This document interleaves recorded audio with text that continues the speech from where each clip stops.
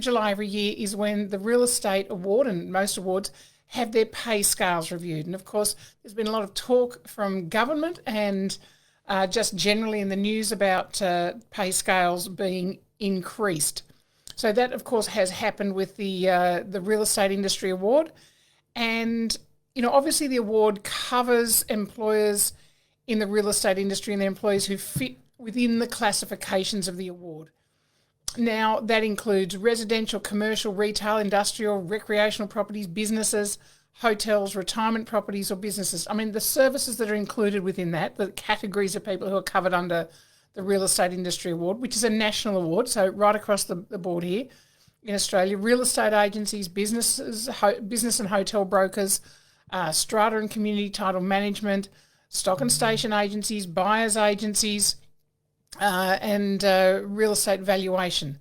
So the type of employees that are covered through this are sales associates, representatives, supervisors, salespersons, assistant agents.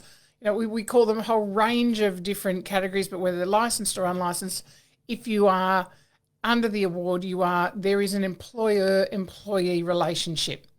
So the property managers are covered in this, strata, community title managers, representatives, supervisors, again, licensees in charge, agency managers, all covered under the Real Estate Industry Award.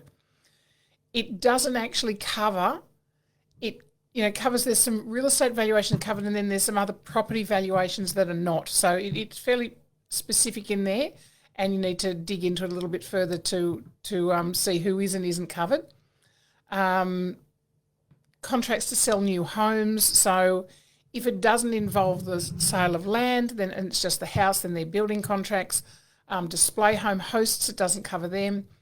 Real estate photographers, handy persons, cleaners, mortgage brokers who are employed within real estate businesses, and clerical duties. So that is, when we look at coming from the Property and Stock Agents Act is the definition of an agent. And that is anyone who induces people to buy, sell or lease properties on behalf of another for reward. In strata, it's anyone who's undertaking the legally delegated duties of the owner's corporation. So, in all of those, if somebody is doing purely administrative work or bookkeeping work, they are not covered by the Property and Stock Agents Act, then they may well be covered under a clerical award as opposed to the Real Estate Industry Award. I mean, there are clerical categories within the Real Estate Award, but it is mostly covering, and it is primarily there to cover agents. So we need to be aware of that. If you are paying at the award rate, you need to download, and you literally go on and Google or Yahoo, whatever search engine you use, go on and grab the new pay scale and you literally put into your search engine Real Estate Industry Award pay scale. And it will come up. The new one is dated. Make sure that you get, when you search these, it'll come up with last year's, the year before. Make sure you get the one that is dated 1 July 2022. And it has the hourly rate for the 4 levels that are covered within the Real Estate Award. So make sure that you are covering, that people are being paid the right amount. Otherwise, there can be claims against the employer in terms of coming back and making sure that employees have been paid the correct amount.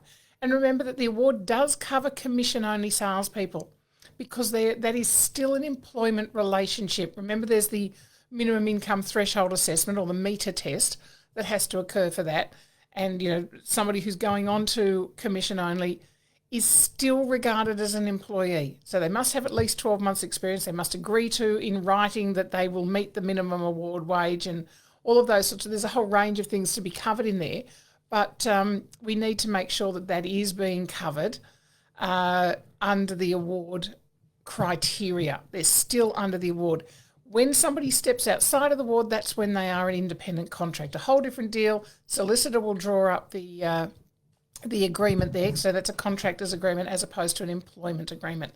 Okay, so different deals, different requirements, whole different set of, financial circumstances that you need to look into from both the agency owner's perspective and the independent contractor's perspective, and how that's licensed. And an independent contractor who's running their own business within somebody else's, but running their own business obviously needs a Class 1 license to do that. So just be aware. I guess the main point of this is The new award wages have been released as of 1 July. They are so easy to get. Always look that up if you're putting on a new employee, reviewing wages, making sure that you are meeting those minimum incomes, and obviously how you incentivize that after that is something for your specific agency to deal with, but certainly making sure that you are complying with the requirements of the award.